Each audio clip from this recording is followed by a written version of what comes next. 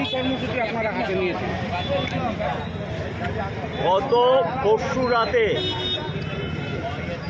আপনারা জানেন একজন ট্রাক শ্রমিক একটা দুর্ঘটনা হয়। সেই দুর্ঘটনায় পতিত হওয়ার পর তাকে উদ্ধার করার ক্ষেত্রে রাজ্য সরকারের প্রশাসন, police administration, fire service, disaster management, দুর্যোগ মোকাবিলার টিম সমস্ত ক্ষেত্রে তারা একটা চরম ব্যর্থতা পরিচয় দিয়েছে।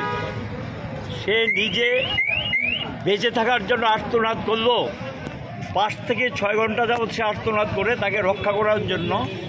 সেখানে সরকারের কোনো ইনস্ট্রুমেন্টাল ব্যবস্থাপনা ছিল না।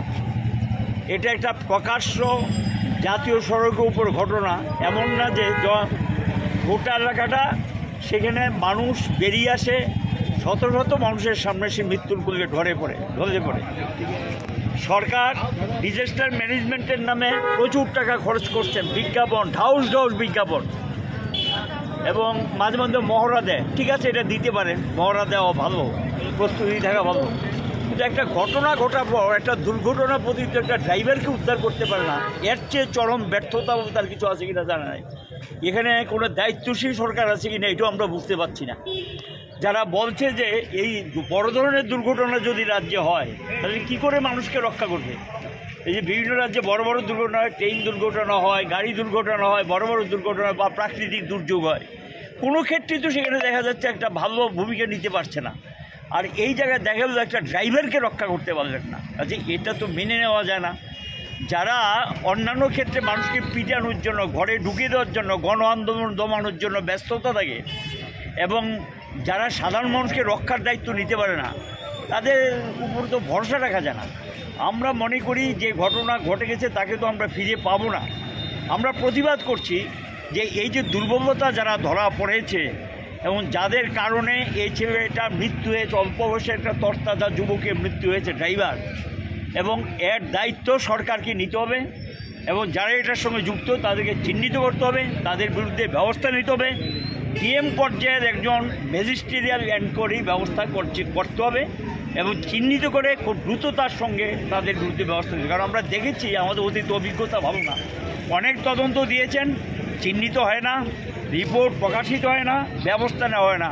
যেমন ধরুন এই যে একটা রথের মধ্যে ঘটনা ঘটল, বিদ্যুতের তার লেগে মারা গেল, আজও কিন্তু এটার কোনো কিছু মানুষ জানতে পারল না।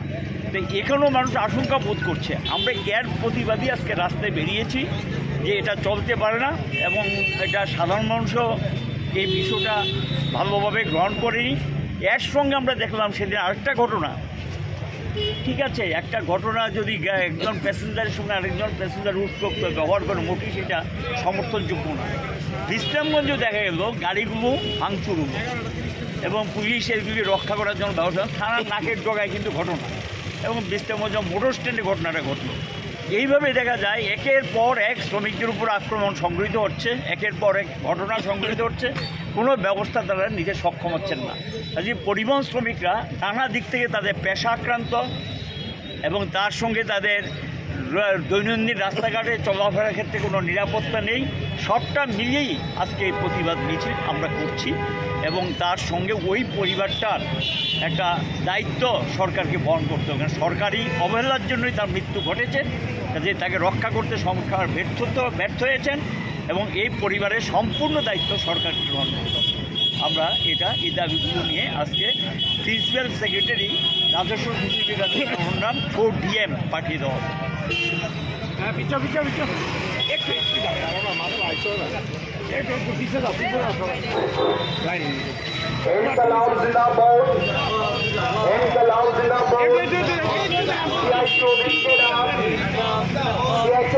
আজকের প্রতিবাদ মিছিলে দলে দলে যোগ দেন। শ্রমিকের প্রাণ বাঁচাতে ব্যর্থ বিজেপি জোট সরকার, হায় হায়। শ্রমিকের প্রাণ বাঁচাতে ব্যর্থ বিজেপি জোট সরকার, হায় হায়। তেলিয়ামুড়া দুর্ঘটনাগ্রস্ত গাড়ি থেকে মিল আউটের নামকে উদ্ধারে ব্যর্থতার জন্য দায়ী অভিযুক্তদের অবিলম্বে শাস্তি দিতে হবে। অভিযুক্তদের অবিলম্বে শাস্তি দিতে হবে।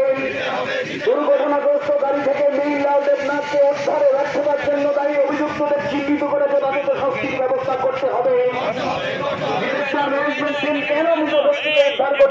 জেলা শাসক পর্যায়ের অভিশাপ দিয়ে তা তদন্ত করাতে হবে। ইনকালাব জিন্দাবাদ, ইনকালাব জিন্দাবাদ। শ্রমিকের প্রাণ বাঁচাতে ব্যর্থ বিজেপি জোট